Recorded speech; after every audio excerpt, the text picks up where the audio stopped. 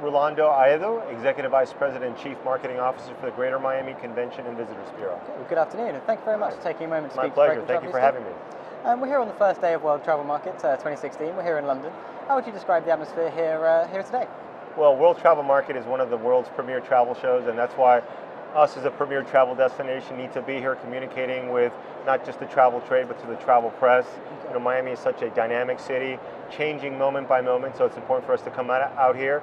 UK is one of our top European markets, and letting them know all the new things that are happening in Miami. Okay, there's been a sort of rush of visitors to the destination. You've been breaking records over the last year. I believe it's 15.8 million people have visited over the last fiscal year?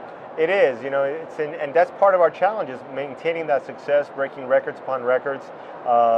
We haven't closed out this year, but we do anticipate that 2016 will be a record year, not just for arrivals, but for visitors that stay at least one night in our community, and also for economic impact. So all those visitors, especially the international ones, are spending lots of money in our community, sustaining lots of jobs. We anticipate that there will be about $26 billion US dollars and economic impact in 2016. Okay, it's known perhaps primarily as a leisure destination. There's obviously a lot of fantastic things to do there, but you're renovating the convention center and looking at the sort of MICE markets as well. We are, in fact, we're spending no less than 700 million US dollars in renovating and modernizing our convention center.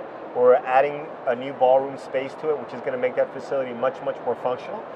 It'll be open in 2018. We're already booking it. And the MICE business in general, and international in particular, we see as a tremendous growth opportunity for us. Leisure is 75% of our business, but that 25% of MICE is critically important, not only for us, but for the hotels in creating the types of business mixes that they need to maintain success. So MICE is very, very important for us. How about on the cruise side? Obviously, again, very established, probably one of the largest in the world, cruise ports. What's on the agenda for 2017 there? Well, Port Miami is the cruise capital of the world. That's where modern day cruising was born back in the early 70s.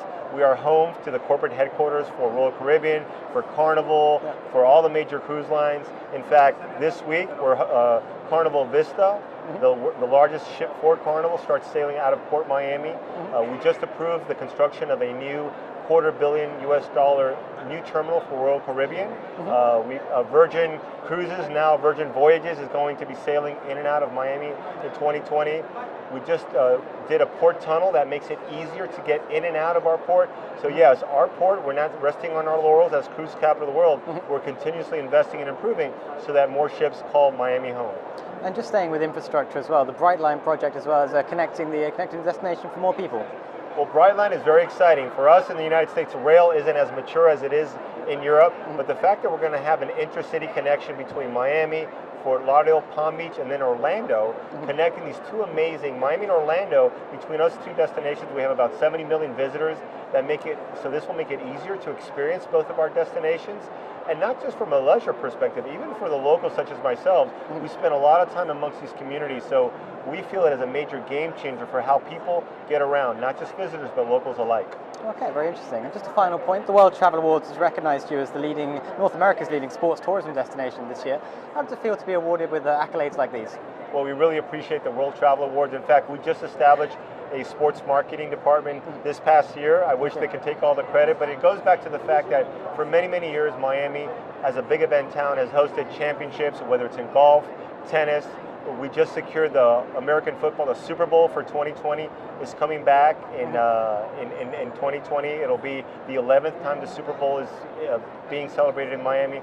So Miami has a series of events that continue to call it home and make it one of the premier sports destinations in the world. Okay, it's a very interesting point, and thank you very much for talking to us today. Thank you. Thank you, my pleasure.